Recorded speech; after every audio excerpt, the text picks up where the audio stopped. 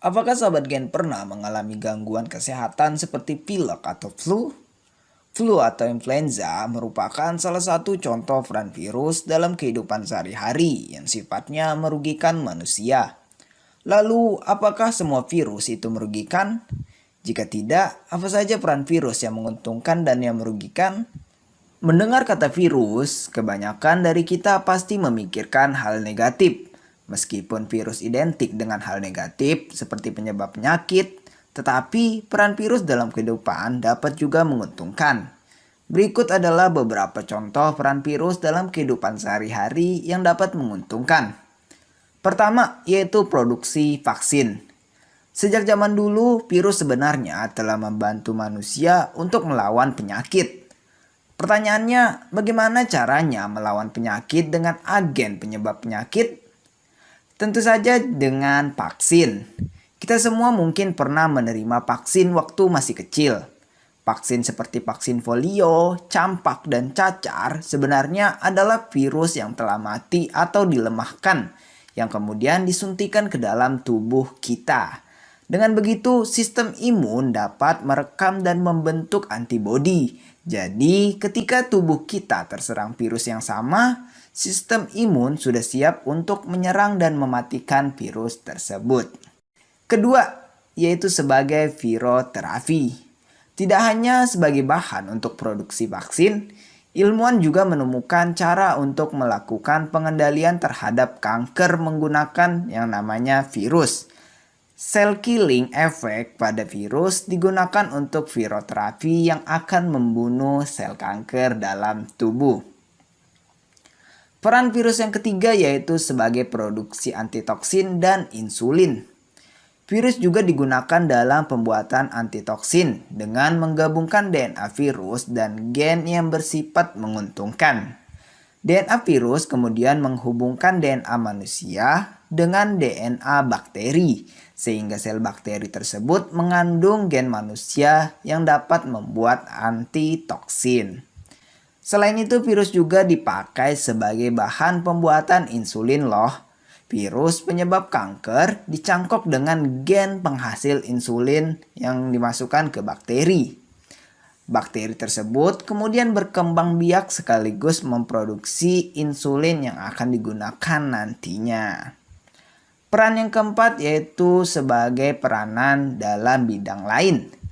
Di bidang pertanian, virus juga memiliki manfaat tersendiri. Salah satunya adalah sebagai pengendali hama serangga. Salah satu kelompok virus, misalnya bakulovirus, memiliki kemampuan untuk menginfeksi serangga hama dan arthropoda hama lainnya. Bakulovirus kemudian ditanamkan pada gen tanaman pertanian. Akibatnya, larva serangga yang memakan tumbuhan tersebut akan terinfeksi dengan bakulovirus dan lama-kelamaan dapat merusak jaringan tubuhnya, sehingga serangga hama dapat dikendalikan populasinya. Selain di bidang pertanian tadi, pada bidang ilmu pengetahuan, virus telah lama dikaji, khususnya pada studi molekuler dan seluler. Ilmuwan juga menggunakan virus untuk meneliti genetik seperti replikasi DNA, transkripsi, formasi RNA, formasi protein, dan lain-lain. Hal ini penting karena akan sangat berguna di masa mendatang, terutama sangat berkaitan dengan bidang kesehatan.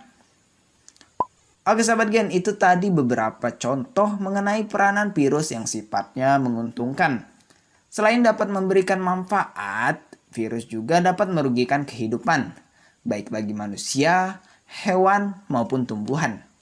Contoh peran virus dalam kehidupan sehari-hari yang dapat merugikan kehidupan yaitu adanya berbagai penyakit.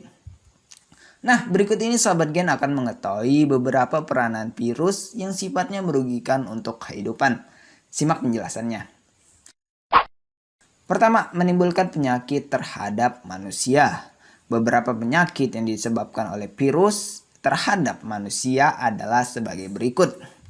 Yaitu terdapat influenza yang menyerang saluran pernapasan, gondok, yaitu pembengkakan pada kelenjar parotis, kemudian polio yang menyerang saraf, terutama sistem gerak, sehingga dapat menyebabkan kelumpuhan. Kemudian campak, yaitu penyakit gatal-gatal pada kulit. Kemudian cacar, yang merupakan penyakit kulit juga tapi berupa bisul dan berair. Kemudian ada rabies yang menyerang otak dan sumsum tulang belakang. Kemudian ada Ebola, yaitu menyebabkan pendarahan pada usus besar, paru-paru, hati, kerusakan ginjal, dan penurunan trombosit secara drastis. Nah, itulah beberapa contoh peran virus bagi kehidupan manusia yang dapat merugikan atau menimbulkan penyakit.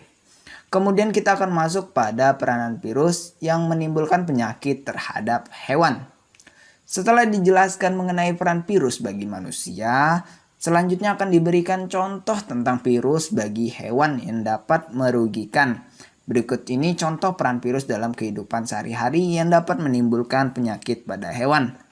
Terdapat penyakit tetelo atau Newcastle disease, yaitu penyakit ini dapat menyerang sistem saraf pada hewan ternak seperti pada itik dan ayam. Kemudian ada foot and mouth disease, yaitu penyakit pada kuku dan mulut pada hewan ternak seperti dapat ditemui pada kerbau, domba, sapi, dan kuda. Kemudian ada penyakit rabies, yaitu penyakit rabies pada anjing, kucing, dan monyet. Yang ini juga dapat menjangkit pada manusia jika mengalami infeksi.